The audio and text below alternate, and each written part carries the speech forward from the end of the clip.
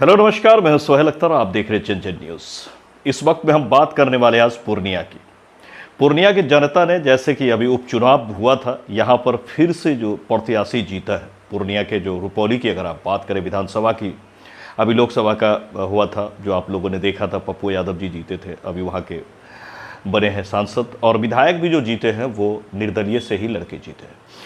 तो मैं सोहेल अख्तर, आपने देखना शुरू कर दिया जन जन न्यूज़। चलिए आज एनालाइज करेंगे। उससे पहले देख लेते हैं आज पूरे देश में जो 10 तारीख को जो उपचुनाव हुए थे पूरे देश के अंदर में, उसमें किसकी क्या स्थिति रही है।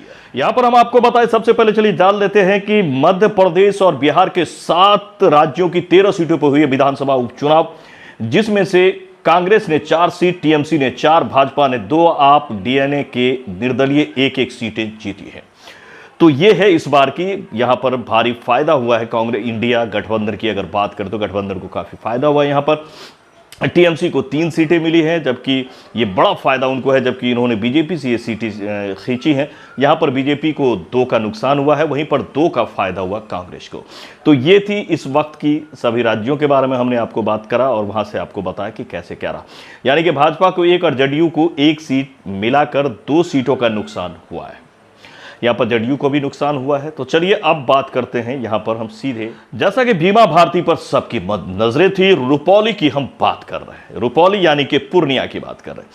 पूर्णिया के जनता ने इस बात को साबित कर दिया है कि यहाँ की जनता पार्टी से भेजे हुए जो आपके नेताज हैं उनसे उनको कोई लेना देना नहीं है। यहाँ की जनता अपनी प्रतिनिधि खुद चुनते हैं। इस बात को सबसे पहले अभी जो लोकसभा चुनाव हुआ उसमें पप्पू यादव जी को जीता के साबित किया। तो वहीं पर रुपौली से जो है इस विधानसभा से लोकसभा, जहां पर बीमा भारती के, और यहां बीमा भारती की अगर बात करें तो लगातार फॉल डाउन होता हुआ नजर आ रहा है। बीमा भारती ने सबसे पहले तो जदयू को छोड़ा, जदयू वही जीती हुई थी, यहां से जदयू से जीती हुई थी, वो छोड़ करके उन्होंने जो है आरजेडी को ज्वाइन करा। आरजेडी से उन्होंने टिकट लिया विधानसभा में, और लोकसभा वो पप्पू यादव के विरुद्ध में आए। उसी वक्त से खेल खट्टा होना शुरू हो गया। पप्पू यादव और इनके बीच में जो है वो काफ़ी बातें हुई, और अभी जैसे ही फिर से इनको आरजेडी ने टिकट दी थी, और ये भी कहा जा रहा था कि पप्पू यादव भी हालांकि साथ दे रहे हैं, लेकिन बहुत तरह की बातें आ रही थी, कहीं ना कहीं निर्दलीय की तरफ लोग चाहते हुए नजर आ रहे थे। यहाँ पर फिर से बीमा भारती ने जो है मिस किया है, और मिस ही नहीं किया, काफ़ी बड़ा फॉल डाउन हुआ है। जो जीते हैं उसका आधा वोट इनको हुआ है, जबकि दूसरे पायदान पे भी नहीं रहे हैं, तीसरे पोजीशन पे बीमा भारती रही है यहाँ पर।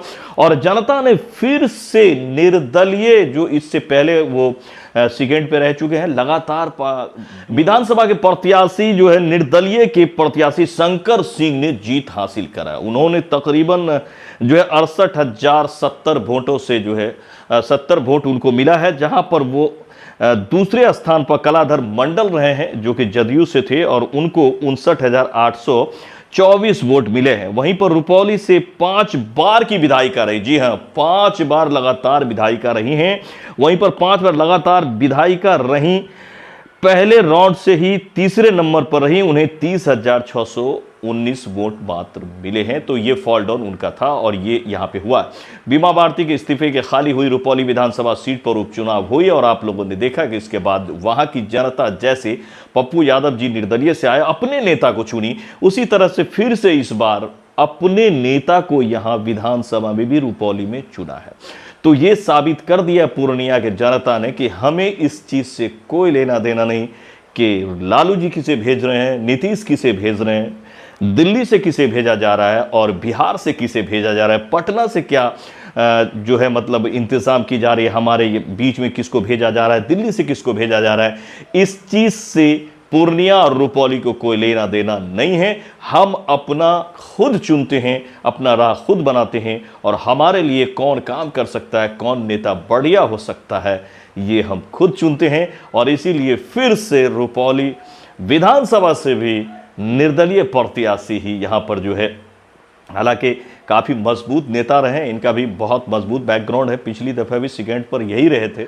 यहाँ पर शंकर सिंह जी जीते हैं, जिनको 68,070 वोटें मिली हैं। वहीं पर कलाधर मंडल जो कि जदयू से थे और उनको मिला है 59,824 वोट, और वहीं पर बीमा भारती आरजेडी से थी जिनको मिला है मात्र 30,019 वोटें।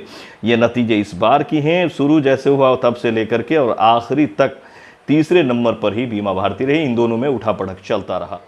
जबकि अगर पिछली दफा की बात करें, पिछली बार की बात करें जो 2020 में हुई थी चुनाव, उसकी अगर बात करें तो बीमा भारती को मिला था 64,324 वोटें, शंकर सिंह जी को 44,994 वोट मिली थी और विकास चंद मंडल जो कि जिनको 41,000 वोटें उस बार प्राप्त हुई थी।